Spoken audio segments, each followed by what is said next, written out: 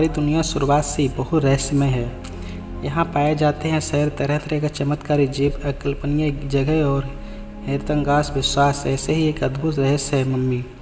कुछ ऐसे मृत शरीर जिन्हें हजारों साल से सुरक्षित रखा गया है। कैसे बनती है मम्मी, क्यों बनाए गए थे इन्हें, आखिर और क्या है इनका रहस्य। मम्मी दरअसल इंसानों और जानवरों के ऐसे मृत शरीर को कहते हैं जिन्हें खास पदार्थों या प्रक्रिया के जरिए संरक्षित किया गया है, या फिर कुछ ऐसे शब्द जो प्राकृतिक रूप से अपने आप संरक्षित हो गए हैं और समय के साथ नष्ट नहीं हो पाए। मम्मीज दो प्रकार की होती हैं, एक और दूसरा स्टोपनियस और दूसरा स्पॉन्टेनियस। ऐसे तो दुनिया भर में मम्मीज पाई गई हैं, लेकिन मम्मी का नाम सुनते ही हमारे दिमाग में मिस्र और वहाँ की पिरामिड्स आते हैं। दरअसल प्राचीन पिरामिड्स के पाई गई कई लिपियों में मम्मी बनाने की प्रक्रिया का वर्णन मिलता है और इन पिरामिड्स को भी मम्मीज रखने के लिए इस्तेमाल किया जाता है। मान्यता है कि मौत के भगवान ओसाइरिस के जब मृत्यु में उथल पुथल मच गई और भगवान के आंसू निकल आए, वह आंसू की बूंद उन पदार्थों में तब्दील हो गई जिनके जरिए किसी मृत शरीर को सड़ने से बचाया जा सकता है।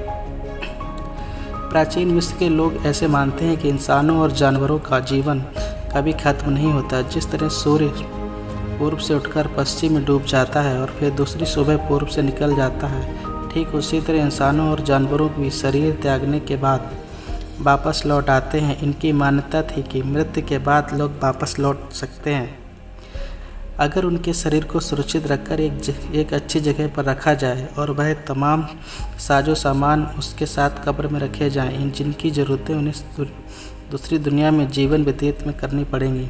यही वजह थी कि मिस्र के लोगों को 2420 से शरीर को मम्मीज में तब्दील करना शुरू कर दिया और मम्मीज को साथ तरह तरह की वस्तुओं को रखा। उनकी मृत्यु के बाद जीवन का विश्वास मिस्र के लोगों में काफ़ी पहले से था, इसीलिए पहले भी मृत शरीर को एक गड्ढे में डाला जाता है और शरीर के साथ ज़रूरत का सामान जैसे मिट्टी के बर्तन और जवाहरात डाले जाते थे। इसके बाद ही उस गड्ढे को रेत से भर दिया जाता था जो शरीर में मौजूद अरण को सोख लेती थी और इस तरह वह शरीर संरक्षित किया जाता था।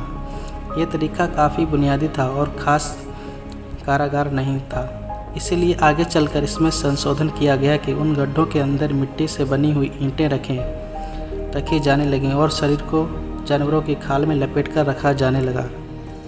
इसकी वजह से एक और समस्या उत्पन्न हुई जिसकी वजह से लाशें सड़ने लगीं। कैंसर की प्रक्रिया अपने शिखर पर पहुंची। इसमें नाक के जरिए लोहे के हुक को दिमाग को बाहर निकाला जाता था।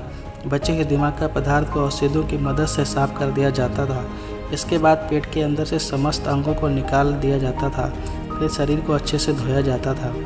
शरीर के अंदर लोबान और केसिया डाला जाता था और साथ ही सुगंधित जड़ी बूटियाँ डालकर उसे सिला जाता था।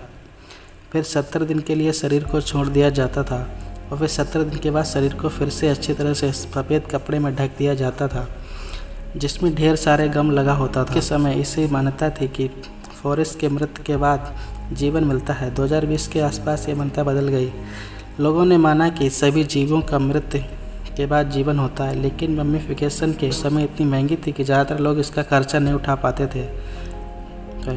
पाई की मम्मीज में कुछ ऐसी मम्मीज भी थीं जिनके साथ श्राप जुड़ा हुआ था। श्राप कुछ ऐसा था कि मम्मी को ताबूत को खोलने पर बुरा वक्त शुरू हो जाता था। लोगों का मानना था कि शायद इन मम्मीज को चोरों से बचाने के लिए ऐसी कहानियाँ बनाई गई हैं, लेकिन कुछ मम्मीज से जुड़ी घटनाएं ऐसी थीं कि बड़े बड़े आर्कियोलॉजिस्ट को भी श्राप वाली बात माननी पड़ी थी। बात करते हैं ऐसे कि एक मम्मी के बारे में। जब 1960 में 5 लोग ऑक्सफोर्ड यूनिवर्सिटी से ग्रेजुएट होकर इजिप्ट के शहर पर निकले। अपनी इस ट्रिप को यादगार बनाने के लिए एक कॉफिन खरीदी थी। ये कॉफिन बेहद रहस्यमय थी। दरअसल ये कोई मम्मी नहीं बल्कि ताबूत के अंदर रखे जाने वाले मम्मी बोर्ड हैं जिसके अंदर मम्मीज को रखा जाता था। इसके हाथ और चेहरे को देखकर ये महिला जैसी लगती है। इस कॉफिन की क्वालिटी बहुत अच्छी थी जिससे ये पता चलता था कि ये किसी ऊंची पादवी की महिला थी और ऐसी कॉफिन उन महिलाओं की बनाई जाती थी आमीन रह के मंदिर में पूजा करती थी। अपनी ट्रिप से वापस आते समय उन 5 लोगों ने 2 की मृत्यु हो गई थी। तीसरा व्यक्ति मिस्र के कार शहर पहुंचा और उसने गलती से खुद को हाथ में गोली मार ली। इसलिए उसके हाथ को काटना पड़ा। एक व्यक्ति जो सही सलामत इंग्लैंड पहुंचा, उसकी किस्मत इतनी खराब हो गई थी कि वह सारी संपत्ति में जुए में हार गया।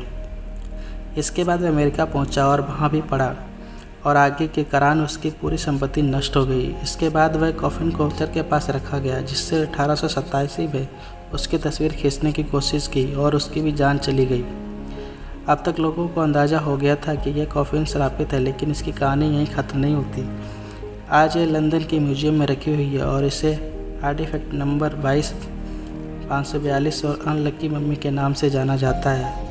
इस आर्टिफैक्ट को वर्ल्ड वार 1 के लिए जिम्मेदार ठहराया गया है। स्टॉबिन्स के महीनों तक आर्टिफैक्ट्स पर जांच की। वह डेली एक्सप्रेस के लिए एक कलम लिखना चाहते थे कि आर्टिफैक्ट से जुड़ी सारी धारणाएं गलत हैं और श्रापित नहीं है, लेकिन अपनी जांच के दौरान उन्हें एहसास हुआ कि यह बातें दरअसल सत्य हैं। इससे पहले कि वे अपनी जांच पूरी कर सकते, अचानक उनकी मृत्यु हो गई। एक बात ऐसी भी थी कि मम्मी इसको ज़्यादा रहस्यमय है। बिना किसी केमिकल या छेड़छाड़ किए भी कुछ मृत शरीर बिना किसी प्राकृतिक सहायता के अदास भी एकदम संरक्षित है। इन्हें इनकार्पेंट सेंस कहा जाता है। ये ऐसे संत थे जिन्होंने अपनी चेत का इतना पवित्रकरण कर लिया था कि उनका शरीर लगभग अमर बन गया था। इसके बाद से उनकी आत्मा ने शरीर को त्याग दिया। उनके शरीर आज भी उनकी आत्मा ने शरीर को त्याग दिया और उनका शरीर आज भी बिना सड़े बेहतर हालात में मौजूद है। दोस्तों, आपको मम्मी की यह रहस्यमय कहानी कैसी लगी हमें कमेंट करके ज़रूर बताएं।